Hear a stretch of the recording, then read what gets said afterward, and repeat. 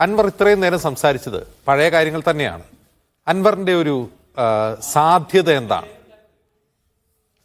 അൻവർ എന്താ പറയുക, അൻവർ സംസാരിച്ചുകൊണ്ടിരിക്കുന്ന കാര്യങ്ങൾ പുതിയതല്ല എന്ന് പറയാം. കഴിഞ്ഞ കുറച്ച് ദിവസങ്ങളിലായി താങ്കൾ സൂചിപ്പിച്ച പോലെ ദിവസങ്ങളിലായിക്കൊണ്ട് അദ്ദേഹം പറഞ്ഞുകൊണ്ടിരിക്കുന്ന കാര്യങ്ങൾ സംഗ്രഹിക്കുകയാണ് അദ്ദേഹം ചെയ്യുന്നത്, അല്ലെങ്കിൽ കുറച്ചുകൂടി വിശദീകരിക്കുകയാണ് അദ്ദേഹം ചെയ്യുന്നത്. തീർച്ചയായും അദ്ദേഹം പാർട്ടി ഉണ്ടാക്കില്ല എന്നാണ് അതിൻ്റെ ഹൈലൈറ്റിൽ ഒന്ന്. അദ്ദേഹം പാർട്ടി ഉണ്ടാക്കില്ല എന്ന് പറയുന്നതിൻ്റെ അർത്ഥം അദ്ദേഹം ഒരു രാഷ്ട്രീയമായ നിലപാട് സ്വീകരിക്കുമെന്ന് തന്നെയാണ്. രാഷ്ട്രീയ പാർട്ടി ഉണ്ടാക്കില്ല എന്ന് പറയേണ്ട ഒരു സാഹചര്യം ഇപ്പോൾ അദ്ദേഹം രാഷ്ട്രീയ പാർട്ടി ഉണ്ടാക്കുന്നതിനുള്ള ഒരു ശ്രമങ്ങൾ നടത്താത്തൊരു സാഹചര്യത്തിൽ അങ്ങനെ ഒരു ചോദ്യം ഉന്നയിക്കപ്പെടുകയും അതിനോട് അദ്ദേഹം പ്രതികരിക്കുകയും ചെയ്യുകയല്ല. അദ്ദേഹം സ്വമേധയാ പറയുകയാണ് ഞാനൊരു പാർട്ടി ഉണ്ടാക്കുന്നില്ല. പക്ഷേ ഒരു രാഷ്ട്രീയ പാർട്ടി ഉണ്ടാക്കേണ്ടുന്ന ഒരു രാഷ്ട്രീയ സാഹചര്യം അദ്ദേഹം സൃഷ്ടിച്ചു വെച്ചിട്ടുണ്ട്. അത് നമ്മൾ കാണാതെ പോകരുത്. നോക്കൂ, കഴിഞ്ഞ കുറേ ദിവസങ്ങളിലായും അദ്ദേഹം നടത്തിക്കൊണ്ടിരിക്കുന്ന പ്രശ്നങ്ങൾ യഥാർത്ഥത്തിൽ അദ്ദേഹം ഒരു ഒറ്റയാൾ പോരാട്ടം നടത്തുകയാണ്. എന്നാൽ ഇത് യഥാർത്ഥത്തിൽ ഏറ്റെടുക്കേണ്ടത് ആരാണ്? ഭരണമുന്നണിയിലെ ഒരു MLA, അതിൻ്റെ ഒരു സ്വതന്ത്ര MLA ആയിരിക്കുമ്പോൾ തന്നെ ഒരു MLA ഉയർത്തുന്ന അതിനിശ്ചിതമായ രാഷ്ട്രീയ വിമർശനങ്ങളെ ഏറ്റെടുക്കാൻ ഇവിടെ UDF സംവിധാനത്തിൽ ആരും മുന്നോട്ട് വരുന്നില്ല എന്നുള്ളൊരു കാര്യം അവിടെ നിലനിൽക്കുന്നുണ്ട്. അതിനേക്കാൾ കൗതുകകരമായ കാര്യം, കഴിഞ്ഞ ഈ പിണറായി വിജയൻ സർക്കാർ അധികാരത്തിൽ വന്നതു മുതൽ ഇവിടുത്തെ മുഖ്യ പ്രതിപക്ഷമാകാൻ ശ്രമിച്ചുകൊണ്ടിരിക്കുന്ന പാർട്ടിയാണ് BJP. കേരളത്തിലുണ്ടാകുന്ന എല്ലാ രാഷ്ട്രീയ പ്രശ്നങ്ങളിലും ഇടപെട്ട് അതിലൊക്കെ സമര സാധ്യതകളുണ്ടെങ്കിൽ ആ സമരത്തിൻ്റെ മുന്നിൽ പോയി നിന്ന്, അല്ലെങ്കിൽ ഏതൊക്കെ തരത്തിലുള്ള പ്രസ്താവനകൾ നടത്തിയിട്ടായിരുന്നാലും ശരി, കേരളത്തിലെ മുഖ്യ പ്രതിപക്ഷം ഞങ്ങളാണ് എന്ന പ്രതീതി സൃഷ്ടിക്കാൻ ശ്രമിക്കുന്ന BJP അതിൻ്റെ പ്രസിഡന്റും. പക്ഷെ അവർ ഈ വിഷയത്തിൽ അൻവർ ഉയർത്തിയ പ്രശ്നത്തിൽ ഉടനീളം മുഖ്യമന്ത്രിയോടൊപ്പമാണ്, CPM-നോടൊപ്പമാണ്, ഗവൺമെൻറ്റിനോടൊപ്പമാണ്. ഇത് വിചിത്രമായ ഒരു കാര്യമായി കേരളത്തിലെ ജനങ്ങൾ വിലയിരുത്താതെ പോകും എന്ന് ഞാൻ വിചാരിക്കുന്നില്ല.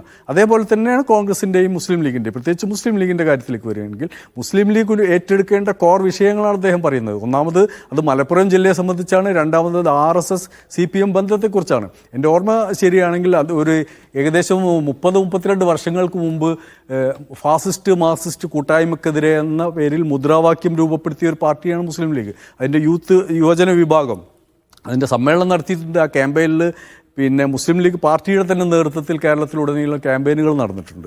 അങ്ങനെയുള്ള ഒരു പാർട്ടി അതിൻ്റെ ഏറ്റവും നിശ്ചിതമായ രീതിയിലുള്ള, അല്ലെങ്കിൽ അതിൻ്റെ ഏറ്റവും പ്രത്യക്ഷമായ രീതിയിലുള്ള ബന്ധങ്ങളെ വെളിച്ചത്ത് കൊണ്ടുവരുന്ന, അതിൻ്റെ ഉള്ളുകള്ളികളെ പുറത്തു കൊണ്ടുവരുന്ന തരത്തിലുള്ള വെളിപ്പെടുത്തുകൾ ഒരു ഭരണകക്ഷി MLA നടത്തുമ്പോൾ അത് ഏറ്റെടുക്കാനോ അതിൻ്റെ മുന്നിൽ നിൽക്കാനോ അല്ലെങ്കിൽ അൻവറിനെ വിശ്വാസത്തിലെടുക്കാനോ തയ്യാറാവുന്നില്ല.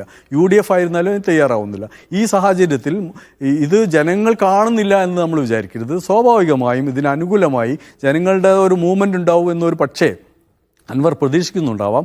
അങ്ങനെ ഒരു മൂവ്മെൻ്റ് ഉണ്ടായി വരികയും ഒരു പുതിയ രാഷ്ട്രീയ പ്രസ്ഥാനമോ അല്ലെങ്കിൽ ഒരു പുതിയ രാഷ്ട്രീയ നിലപാടോ ഉണ്ടായി വരികയും അത് മറ്റ് പാർട്ടികളെ ദുർബലപ്പെടുത്തുന്ന സാഹചര്യം ഉണ്ടാവുകയും ചെയ്യുമെങ്കിൽ അതിൻ്റെ പിന്നിൽ നിൽക്കുക എന്നല്ല, അതിൻ്റെ മുന്നിൽ നിൽക്കുക എന്ന് തന്നെയായിരിക്കും PV അൻവർ ഉദ്ദേശിക്കുന്നതെന്ന് ഞാൻ വിചാരിക്കുന്നു.